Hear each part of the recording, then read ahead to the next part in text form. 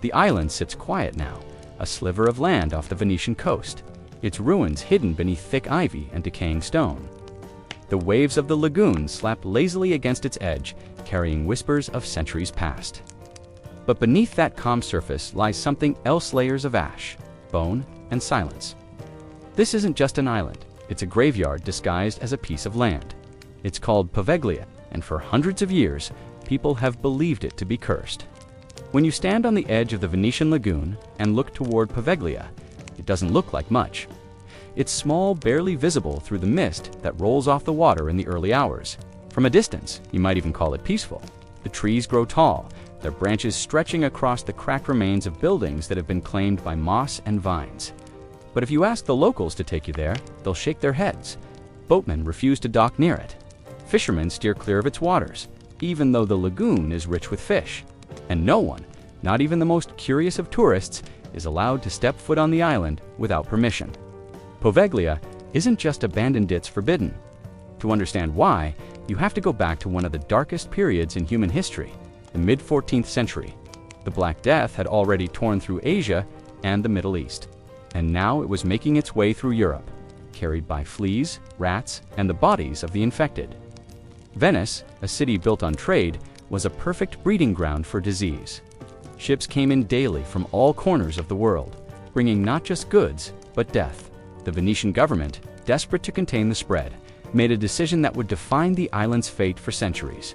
Poveglia would become a quarantine station. In theory, it was a logical plan. Sick passengers would be taken off ships and isolated there until they either recovered or died. In practice, it was a death sentence. Once you were sent to Poveglia, you didn't come back. The island became known as the Island of No Return. Imagine it, you re-emergent in Venice in 1348. You wake one morning with a fever and a sharp pain in your armpit. You try to hide it, hoping it's nothing, but soon you're sweating, trembling, and coughing up blood. Your neighbors report you because fear rules the city now. Guards arrive in the middle of the night. You're taken away on a small boat, bound for Poveglia. You can see the lights of Venice fading behind you, the reflection of the city's towers in the black water. Ahead, the island looms dark and silent. You know you'll never see home again. When you arrive, there's chaos. The air is thick with smoke from pyres that burn day and night. The ground is uneven because it's mixed with ash and bones. Thousands of plague victims were dumped into pits and burned together.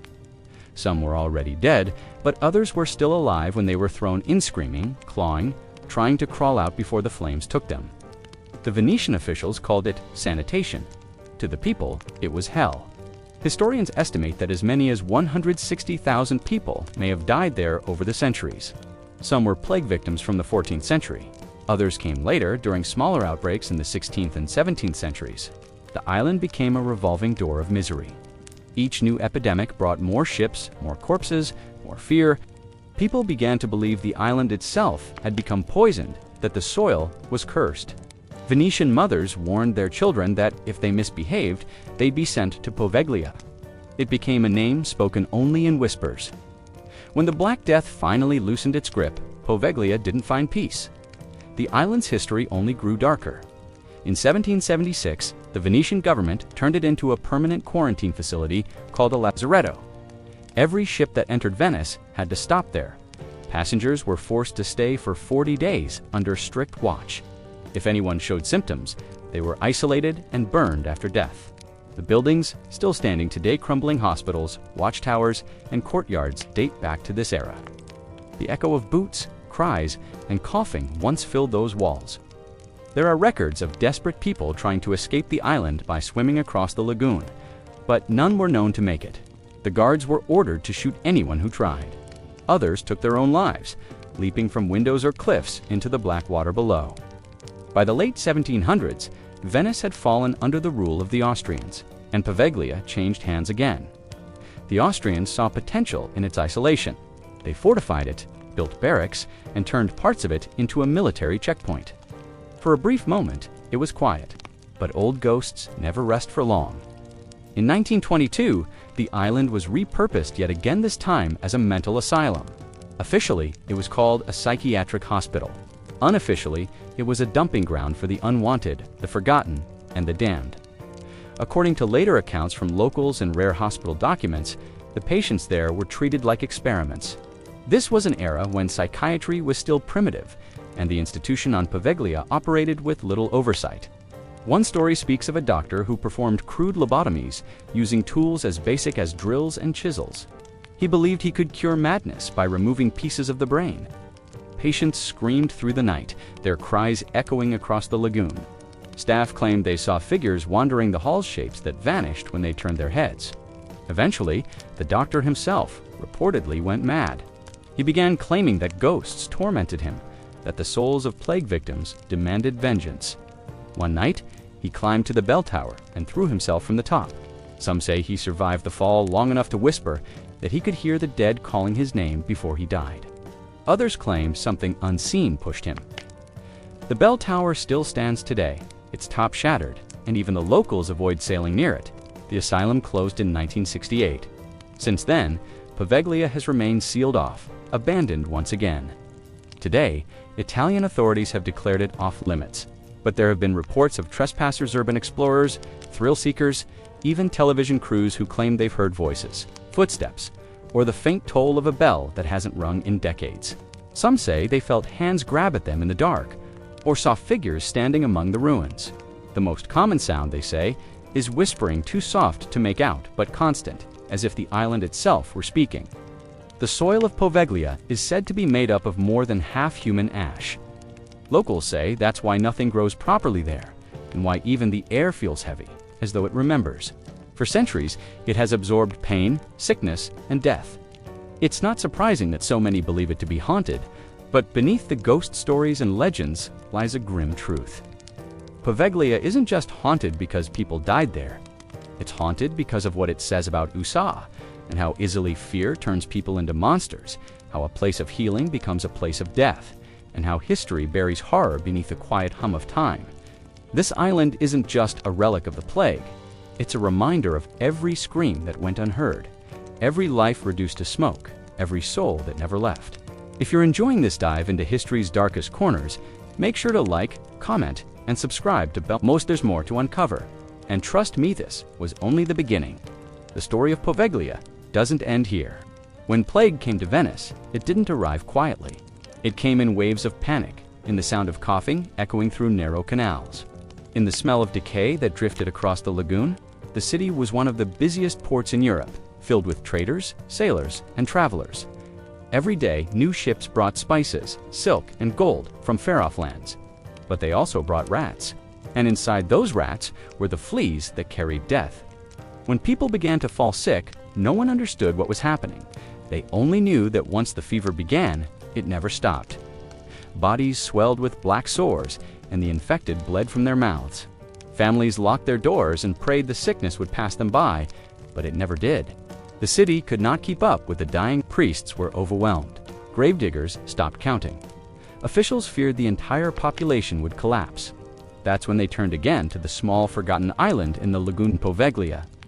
The decision was brutal, but to them, it was necessary. Those who showed symptoms were taken there away from the rest of Venice. It became a dumping ground for the sick, the dying, and eventually, the dead. Small wooden boats ferried them across the still waters. The passengers rarely spoke. Some clutched rosaries, some muttered prayers, and others stared blankly toward the horizon, knowing they would never see home again. By the time they reached the island, many were already too weak to stand. Guards would unload them onto the shore and leave. There was no real care, no medicine, no hope. The moment you set foot on Poveglia, your life was over. The island quickly filled with the dead. Whole families perished within days of each other. The bodies piled up faster than anyone could bury them. Soon, there was no room left. Workers began digging massive pits, deep trenches carved into the earth. When those filled, they set the bodies on fire. The smoke rose in black columns that could be seen from Venice itself. The smell carried across the lagoon, sour and thick, mixing with the scent of salt water. Some said you could tell when the wind came from Poveglia it smelled like death. The fires burned for days at a time. The pyres were stacked high, layer upon layer of bodies, sometimes still twitching. People were so terrified of infection that anyone who coughed or looked ill was sent to the island immediately, even if they weren't sick yet. Entire ship crews, servants, nobles, anyone suspected, were thrown into the flames. There were no funerals, no prayers, no names written down, only smoke and ash. Historians later estimated that up to 160,000 plague victims ended up there. Some believe that number could be higher, since not all deaths were recorded. Every major outbreak, 1348, 1576, 1630, sent new waves of corpses to the island. Poveglia became a factory of death. By the time the last plague burned through Venice, the soil of the island had changed color. It had turned gray, mixed with bone and ash. Local fishermen began finding bits of skull and charred bone tangled in their nets. Even today, when storms hit the lagoon, fragments of human remains are sometimes uncovered along the shoreline. Imagine standing there now. The ground beneath your feet isn't just dirt, it's human remains ground into the soil. The same land that once supported olive trees and vineyards is now a cemetery without markers. Archaeologists who've studied the area say the top layer of soil is made up almost entirely of decomposed human matter. It's said that half of the island's surface is composed of ash from burned bodies. That means when you walk on Poveglia, you're walking on the dust of tens of thousands of people. The scale of the horror is almost impossible to picture. In Venice, bells tolled nonstop for the dead. Gondolas, once used for elegant travel, now carried corpses. The lagoon became a pathway for the condemned. Some witnesses described the boats carrying bodies as black trains, slow and silent, gliding through fog. Guards wore masks, stuffed with herbs to fight the smell, but nothing could keep it out. The sound of the oars cutting through the water was often the last thing the dying heard. And yet, for those left alive on the island, the worst part wasn't the death, it was waiting for it. Some of the infected were still conscious as they were thrown into the pits. Desperate survivors tried to escape, wading into the lagoon, but the currents pulled them under. Those who worked there, gravediggers, guards, priests, did not stay long. Many went mad or died themselves. Some were buried with the same people they had been sent to bury. Over time, the plague pits became so deep and wide that the island itself began to change shape. The land swelled where the bodies were buried, as if the ground couldn't contain the dead. There are records of Venetian officials ordering new trenches to be dug directly on top of old ones. The heat from the constant fires made the air shimmer like a mirage. Sailors crossing the lagoon claimed that at night they could see strange lights flickering over the island, what we now call ignis fatuus, or ghost lights caused by gases from decomposing bodies. But in the 1300s, no one knew that. They thought the souls of the dead were rising. Those who lived through the plague avoided even speaking the name Poveglia.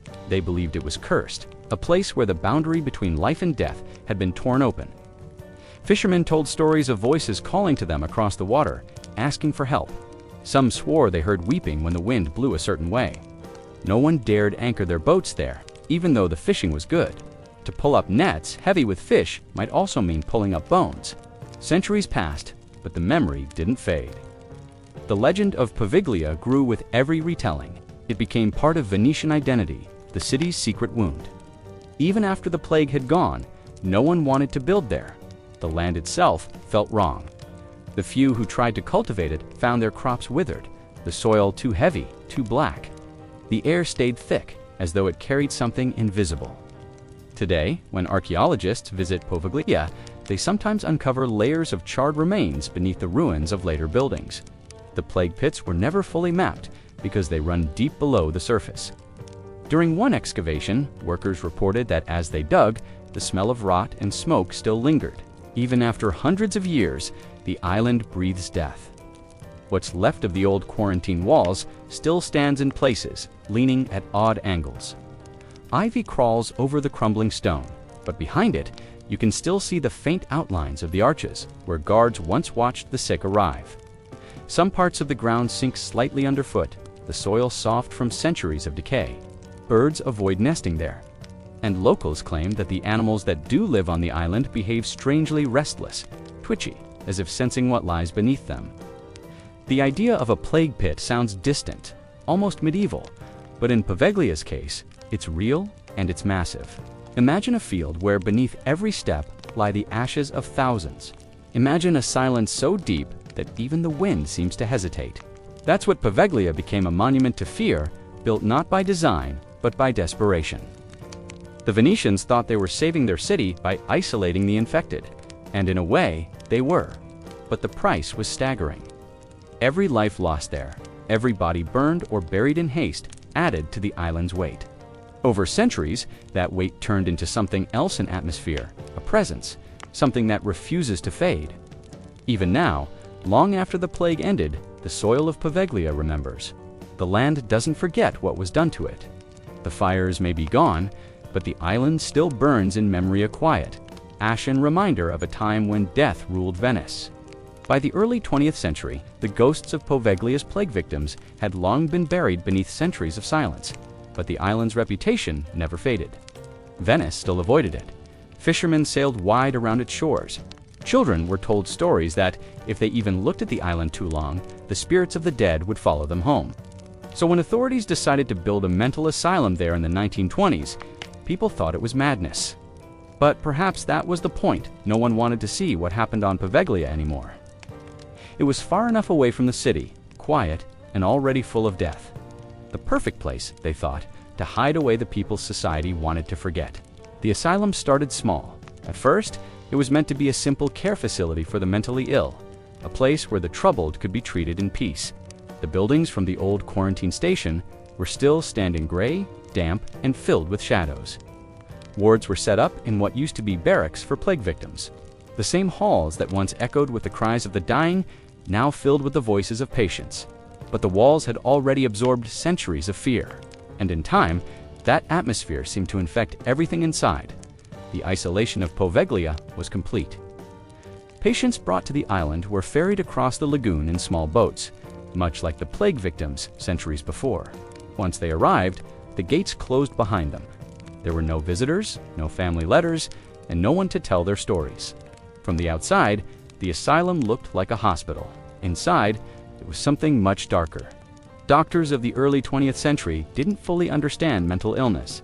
Treatments were crude and often cruel. Patients were restrained, shocked, or drugged into submission. On Poveglia, these practices took on an even more sinister form. There are accounts of patients being locked in dark rooms for days or strapped to iron beds. Screams echoed through the corridors at night. Some of the staff began to whisper that the island was cursed, that something unseen moved through the wards. But the worst of it came when one doctor whose name was never officially recorded in the hospital.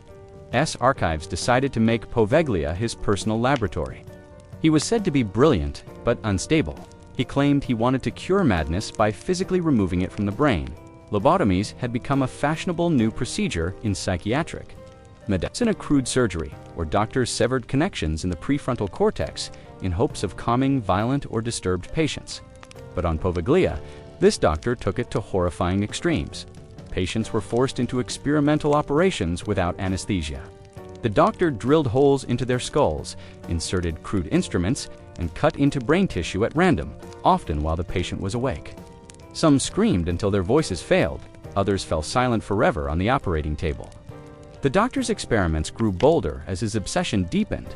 He believed the island's strange atmosphere could somehow cure insanity, that confronting terror might shock the mind back into sanity.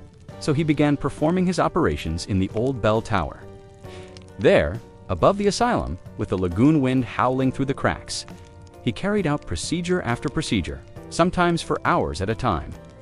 Locals on nearby islands claimed they could hear the sounds of screams carried across the water at night, mixing with the toll of the tower bell. It's said that he kept meticulous notes, filling journals with drawings of brains and strange symbols, convinced he was on the edge of a scientific breakthrough. But those notes were never found. The asylum staff began to avoid him, whispering that the doctor himself was losing his mind. He stopped sleeping. He walked the halls, muttering to himself. He told the nurses he could hear the voices of the plague victims, whispering guidance to him during surgery. Some said they saw him standing at the edge of the bell tower at night, staring into the fog as if waiting for someone or something to answer. Over time, the patients began to die faster than they arrived. Some vanished altogether. When inspectors visited the island years later, they found hidden chambers beneath the hospital floors, small, windowless rooms where people had been kept in isolation. There were rusty chains bolted to the walls, decayed wooden doors with scratch marks, and broken surgical tools left to rot. The walls were stained with something dark that the sea air never quite washed away. The asylum continued to operate for years, though fewer and fewer people spoke about it. Rumors spread through Venice that the island had become a place of unspeakable cruelty. Families who sent their relatives there never heard from them again. Fishermen reported seeing lights moving in the tower at night long after the asylum had supposedly closed. Some even claimed they saw figures wandering near the shoreline, pacing in circles, their heads tilted unnaturally, as if their necks couldn't quite hold them upright. Then one night, everything changed. According to the stories, the doctor finally met the same fate as the people he had tormented. The most common version of the legend says that after years of experiments, the voices he claimed guided him turned against him. Overcome by guilt, madness, or perhaps something else entirely, he climbed the bell tower and threw himself from the top. Others say he was pushed by the hands of his own patients, who rose up against him in one final act of vengeance. When his body hit the ground, the fall didn't kill him instantly. A nurse who later fled the island claimed that, as he lay dying, a thick fog rolled in from the lagoon. Out of that fog came a sound, the slow tolling of the bell. She swore she saw a dark shape moving toward him on the ground, and then silence. When the mist cleared, his body was gone. After that night, the bell tower was sealed. The asylum continued to operate for a short while longer, but the staff began to abandon it. By the mid-20th century, it was closed entirely. The remaining patients were transferred to facilities on the mainland. Poveglia was left to the ghosts once again. Today, the asylum's ruins still stand. The roof has collapsed in places, vines crawl over the brick, and the windows gape like hollow eyes. Inside, rusted gurneys lie where they were abandoned, covered in dust and moss. Old hospital beds are lined up in empty rooms, their iron frames twisted with age. The bell tower remains, its staircase crumbling, the metal bell long gone, but people still swear they hear it ring on quiet nights. Those who've dared to enter describe an overwhelming sense of dread, as if the air itself is heavy with suffering. Some report hearing faint whispers, others footsteps echoing down corridors where no one walks. Paranormal investigators have recorded sudden drops in temperature, equipment failures, and voices captured on tape saying words in Italian that translate to leave, burn, and never. For the people of Venice, the asylum was the island's final curse. It was as if Poveglia had absorbed so much death during the plague that it demanded more. The island's history repeated itself. Once it was a quarantine for the dying, and later, a prison for the broken. Every era found a new way to feed the island's darkness. Poveglia didn't need ghosts to make it terrifying. The real horror came from what humans did there, the surgeries, the screams, the endless silence that followed. The soil that once held the ashes of plague victims now held the remains of the forgotten insane. Generations apart, but bound by the same fate, to die unseen, unheard, and unmourned on an island that devoured the living as easily as it did the dead. By the time the doctor's mind began to unravel, the asylum on Poveglia had already become a place that normal people avoided. The air was thick with decay and whispers. Nurses worked in silence, avoiding the upper floors whenever possible, especially near the bell tower. They said the doctor had locked himself up there, that he barely slept, that he laughed at things no one else could see. At first, his behavior was dismissed as exhaustion. After all, he was the only physician on an island full of madness. But soon, even the patient's people lost in hallucinations and trauma began to whisper about him. They said he spoke to the dead. The doctor's obsession had started with his experiments, but by the end, it had consumed him. He began to believe the island itself held the key to curing insanity. In his journals, later found half-burned, he wrote that the voices of the plague victims guided him, that they told him how to cut away madness at its roots. The nurses who remained said he would stare out the window at the fog rolling over the lagoon and murmur to unseen figures, calling them by names from centuries past, names of people who could never have lived long enough to meet him. He stopped eating, he stopped washing. His once immaculate lab coat became a patchwork of stains. He rarely left the tower, except to drag another patient upstairs. The others on the island tried not to hear what happened next. The screams would rise, echoing off the brick walls, sometimes for hours. And then there would be silence, followed by the low hum of the bell swaying in the wind. One of the orderlies, a man named Carlo, later claimed the doctor had begun to keep strange relics in the tower, old bones from plague pits, bits of rusted surgical tools, even fragments of human skulls that he arranged in patterns on the floor. Carlo said he once saw the doctor kneeling among them, whispering prayers that didn't sound like Latin or Italian. He fled the island soon after, never returning. By the summer of 1930, the asylum had fallen into chaos. Patients were neglected, rooms filled with filth, and the doctor's experiments had grown darker. He began talking about merging science and spirit, about opening the barrier between life and death. Some nurses said he believed the island itself was alive, that its soil, made of ash and bone, could speak if one only listened closely enough. They tried to report his behavior to officials in Venice, but no one wanted to deal with Poveglia. The island had long been written off as cursed, and the asylum was just another place to hide away the inconvenient and insane.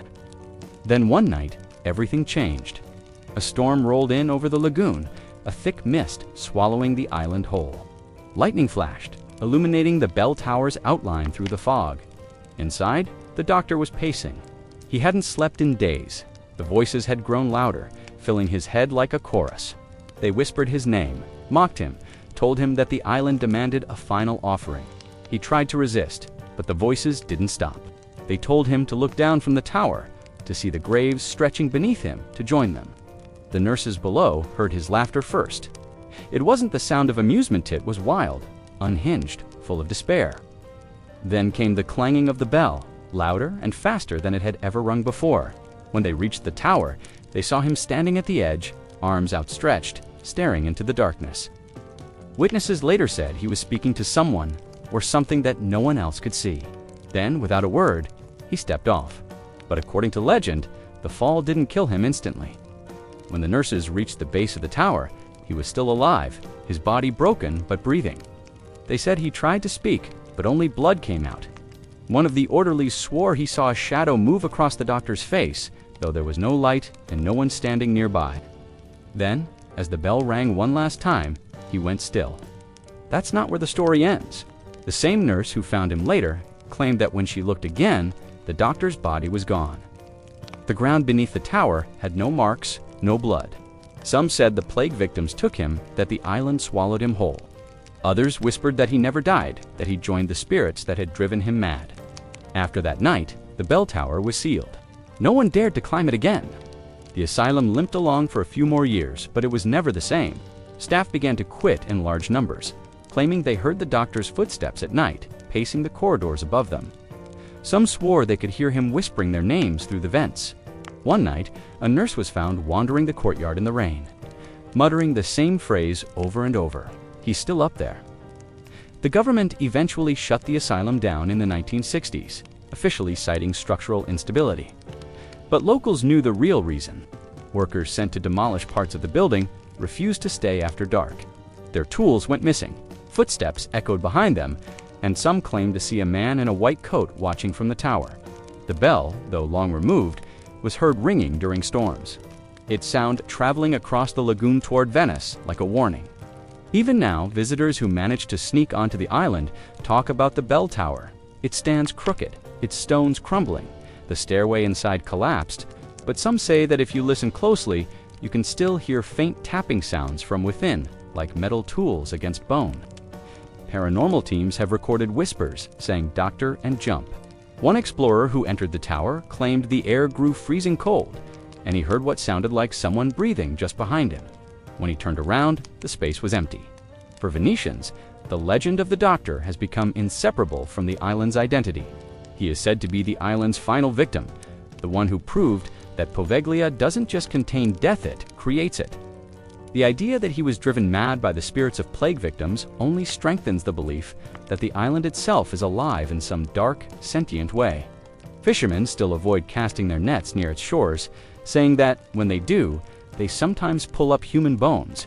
They say the water near Poveglia tastes like rust and ash. Historians who've studied the asylum's records find gaps and contradictions. There are reports of a doctor who worked there during that time, but no record of his death. It's as if he simply vanished. Whether he jumped or not, whether the story grew from frightened imagination or truth, doesn't matter anymore. What matters is that every person who has set foot on the island since tells the same thing that they feel watched, that something ancient and Bainbridge still walks those halls. The doctor's suicide became the perfect ending to Poveglia's long, cursed history. A man who thought he could cure madness instead became its final subject. And if you ever find yourself drifting near the lagoon at night when the fog is thick and the city is quiet, you might hear the faint toll of a bell coming from nowhere. And remember, the doctor who couldn't escape the island that devoured his mind. Today, Poveglia sits in the middle of the Venetian lagoon, like a wound that never healed. The waves still lap against its rotting docks, the wind still whistles through the crumbling asylum windows, and the bell tower still stands like a silent observer over a place where time seems afraid to move forward. Boats pass it every day on the way from Venice to Lido, but no one stops. Even the fishermen who rely on every inch of the lagoon for their livelihood avoid casting their nets near its shores. They say the fish there taste like ash. They say the soil is cursed, and if you ask the older Venetians about the island, they'll tell you to forget it ever existed. Poveglia, to them, is not just haunted, it's forbidden. Since the last patient was removed from the asylum in the 1960s, the island has been left to decay. The government closed it off to the public, citing safety concerns. The buildings were collapsing, the land was unstable, and there was too much asbestos to clean up. But the locals knew better. They whispered that the island didn't want visitors anymore, that whatever lived there after centuries of death and madness had claimed it for itself. Even official attempts to sell or lease the island have failed. Every investor who tried to turn it into a luxury resort, a hotel, or even a vineyard eventually pulled out. One buyer, who planned to convert the asylum into a retirement home, left the project after spending just one night there.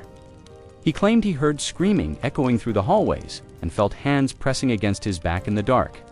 After that, he refused to speak about it again. Paranormal investigators call Poveglia one of the most active haunted sites in the world. They describe it as a kind of sanctuary for spirits, a resting ground for thousands of souls who never found peace. Ghost hunters who've snuck onto the island, despite the strict ban, have reported hearing whispers, cries, and even the tolling of the old bell. Though the bell itself was removed decades ago, they say the air feels heavy, as if every breath carries the weight of centuries of suffering. Some claim to see shadowy figures wandering among the ruins at night. Others describe feeling sudden cold spots or being overcome with dread for no reason at all. There are even reports of visitors being scratched or pushed by unseen hands, as if the island itself was warning them to leave. One of the most chilling accounts came from a team of British paranormal researchers who visited Poveglia in the early 2000s. Their equipment malfunctioned almost immediately. Cameras stopped recording, batteries drained without explanation.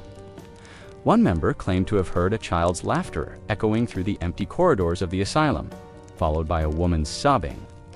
Another researcher fainted when they reached the bell tower where the infamous doctor had supposedly ended his life. When she awoke, she said she'd seen figures standing above her, watching silently, their faces hidden by surgical masks. The team cut the investigation short and left before dawn. There's also the story of a curious Venetian fisherman who decided to camp on the island for a night, dismissing the ghost tales as superstition. The next morning, his boat was found drifting near the mainland, half submerged, with his fishing gear scattered across the lagoon. The man was discovered hours later, wandering through the fog in a state of shock. He refused to say what happened, but never returned to the water again. To this day, he avoids even looking in the direction of Poveglia. Over the years, the legend of Poveglia has grown beyond Italy. It's become a symbol of human suffering that refuses to fade away. Tourists from around the world visit Venice, hoping to catch a glimpse of it from a distance. They take photos of its outline through the mist, zooming in on the crumbling bell tower that leans over the lagoon like a warning sign. Some brave souls have paid boatmen against the law to take them closer, but most of those who do say they regret it. The silence of the island isn't peaceful, it's oppressive. Even from the deck of a passing boat, you can feel something watching, something old and angry that doesn't like being disturbed. Scientists and skeptics dismiss the ghost stories as imagination mixed with fear. They argue that the island's reputation creates a psychological effect, a kind of mass suggestion, that makes people see or hear things that aren't there. The creaking buildings, the wind moving through hollow windows, and the echoing sound of water can all trick the mind. But even skeptics admit that Poveglia's atmosphere is different. It's not just eerie, it's suffocating. One researcher who visited during the day described it as standing in the middle of a graveyard where the ground itself is alive. He said the silence felt unnatural, like the island was listening, and there might be a reason for that feeling. The soil of Poveglia is said to be made up of human ash mixed with dirt and bone from the plague pits. Archaeologists who have studied Venetian burial sites claim that during the height of the Black Death, the city burned thousands of bodies on the island every day to stop the spread of infection. The fires burned for weeks, filling the air with smoke that darkened the lagoon. Those ashes still linger in the soil. Farmers who tried to grow crops there after the war found their plants withering, as if the ground itself rejected life. Even trees grow twisted, their branches curling toward the ruins instead of the sun. The Italian government has tried several times to sell Poveglia, most recently in the 2010s. Each time, public protests and eerie coincidences halted the deals. When one restoration team arrived to inspect the buildings, their lead architect fell and broke his leg on the very first day. Another team reported strange power outages and unexplained noises coming from the empty asylum halls. Locals took it as a sign that the island didn't want to be disturbed. Today, it remains officially closed, guarded by warning signs and legal barriers that make it one of the few places in Italy you're not allowed to visit at all. Despite its silence, Poveglia has become a dark kind of celebrity. It appears in ghost hunting shows, documentaries, and even horror novels. Some call it Hell's Gateway. Others say it's the world's largest haunted graveyard. Whatever the name, the island stands as a reminder of how far human fear and suffering can reach across time. The screams that once echoed through the asylum, the coughs of plague victims, the prayers of priests who burned bodies by the thousands, all of it seems trapped there, circling endlessly like the fog that never leaves its shores. So when you sail through the Venetian lagoon and pass that small, rotting island in the distance, remember that what looks like ruins are really scars. Scars carved by centuries of pain, fear, and madness. No one lives there now. No one dares to. And maybe that's how it's supposed to be. Maybe some places are never meant to be touched again. If you enjoyed uncovering the story of Poveglia and the horrors buried beneath its soil, make sure to like, comment, and subscribe to Belmoze for more stories where history's darkest secrets refuse to stay buried.